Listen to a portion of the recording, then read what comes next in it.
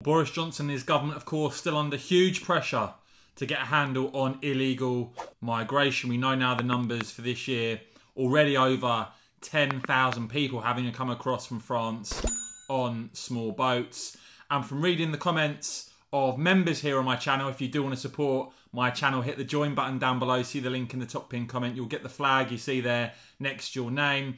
Paul, one of those, now talking about, I think there's a typo there, saying he'll vote Conservative, but describing the Tories as a left-wing tax and spend Green Party, saying he's going to be voting for reform. Anita there, another member on the channel, you'll see also with the flag next to her name, you know, calling out the issue of the ECHR as well. Now, due to legal challenges when it comes to this first flight, due to go to Rwanda tonight, it looks like just 7 people at time of recording will be on that flight. Whether that actually even happens, we'll have to wait and see, I guess. But make no mistake about it, in terms of those coming across from France on small boats, if you look at June alone, on the 7th, there were 79 people. On the 12th, 111 people. And yesterday, a further 138 people. Now, Prime Minister Boris Johnson addressed this today, addressing the various legal challenges we have seen against the Rwanda plan that we know has big public support. And it's very concerning to me that when you have a Conservative government with a big majority, voted for by the British people, putting forward a policy that's effectively being blocked. But ultimately, what Boris Johnson and Priti Patel need to do, of course, is address the Human Rights Act, calls to scrap the Human Rights Act now, to leave the ECHR. Ultimately, I think that's what the government are going to have to do if they're going to get a proper handle on this. But this is what Boris Johnson had to say. Let me know if you have sympathy with Boris on this issue or not. As ever, I'll keep bringing you all the very latest. Watch this clip, guys, and let me know what you make of it. I want to talk this morning about one particular item on our agenda, which has been raised by our constituents month in, month out for years, and that is the sight of people crossing the channel in unseaworthy vessels, risking their lives at the instigation of criminal gangs who are getting away with, in some cases, I think, manslaughter, if not murder, in what they're doing in taking people across the channel in patently unseaworthy vessels.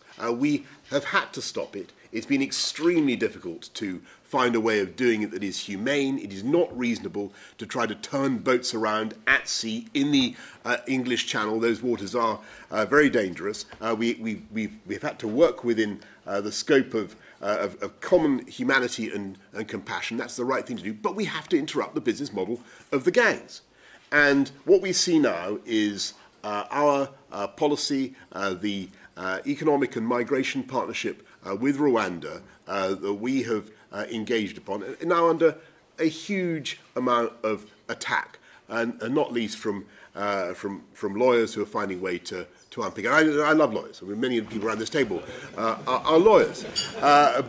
But there are even, but let me put it this way, my dear friends and colleagues, there are even more people around this table whose ancestors, who aren't lawyers, who are engineers, but whose ancestors, whose immediate ancestors came to this country to seek a new life here. Many of us whose ancestors came in fear of their lives and fleeing persecution. And this is a government really unlike many others in the way that we represent that tradition of this country, that tradition of welcoming people, that tradition of allowing talent to come to this country. And what is happening with the attempt to undermine the Rwanda policy is that they are, I'm afraid, undermining everything that we're trying to do to support safe and legal routes for people to come to the UK and to oppose the illegal and dangerous routes. That is what we are trying to do. That is the essence of our policy.